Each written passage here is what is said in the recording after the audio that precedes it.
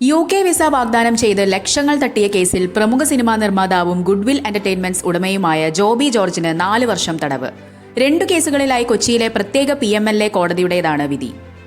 Megastar മമ്മൂട്ടിയുടെ അടുത്ത സുഹൃത്തും മലയാള സിനിമയിലെ മുൻനിര നിർമ്മാതാക്കളിൽ ഒരാളുമാണ് ജോബി ജോർജ്. മമ്മൂട്ടിയെ നായകനാക്കി അദ്ദേഹം നിർമ്മിച്ച എബ്രഹാമിന്റെ സന്തതികൾ, ഷൈലോക്ക്, കസബ തുടങ്ങിയ ചിത്രങ്ങൾ ബോക്സ് ഓഫീസിൽ വലിയ വിജയങ്ങൾ നേടിയിരുന്നു. ഈ വർഷത്തെ വമ്പൻ ഹിറ്റായ കിഷ്കിന്ധാകാന്ഡം, കഴിഞ്ഞ വർഷത്തെ ബ്ലോക്ക് ബസ്റ്റർ രോമാഞ്ചം എന്നിവയുടെയും നിർമ്മാതാവാണ് അദ്ദേഹം. കാവൽ, ആൻമരിയ കലിപ്പിലാണ് തുടങ്ങിയ നിരവധി ശ്രദ്ധേയ ചിത്രങ്ങൾ ഗുഡ്വിൽ എന്റർടൈൻമെന്റ്സിന്റേതായി പുറത്തിറങ്ങിയിട്ടുണ്ട്. മമ്മൂട്ടിയുമായി ചേർന്ന് നടന്ന കാലമുണ്ടായിരുന്നു. പിന്നീട് അത് മാറി. വിധി വന്നുവെങ്കിലും മേൽക്കോടതിയിൽ അപ്പീൽ നൽകാനുള്ള സാവകാശം ലഭിച്ചതിനാൽ ജോബി ജോർജിനെ തൽക്കാലം ജയിലിലേക്ക് മാറ്റിയിട്ടില്ല.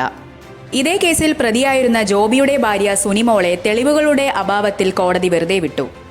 സിനിമാ മേഖലയിൽ സജീവമായി നിൽക്കുന്ന പ്രമുഖ നിർമ്മാതാവ് ക്രിമിനൽ കേസിൽ ശിക്ഷിക്കപ്പെടുന്നത് അത്യപൂർവമാണ്. തടവ് ശിക്ഷയ്ക്ക് പുറമെ 62.5 ലക്ഷം രൂപ പരാതിക്കാർക്ക് പിഴയായി നൽകാനും കോടതി ഉത്തരവിട്ടു.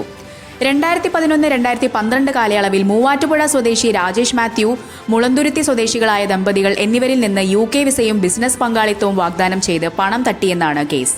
പരാതിക്കാരെ തുടക്കം മുതൽ വഞ്ചിക്കണമെന്ന ഉദ്ദേശത്തോടെയാണ് പ്രതി പ്രവർത്തിച്ചതെന്ന് കോടതി നിരീക്ഷിച്ചു. ഉടൻ വിധിക്കെതിരെ ജോബി ജോർജ് അപ്പീൽ നൽകും.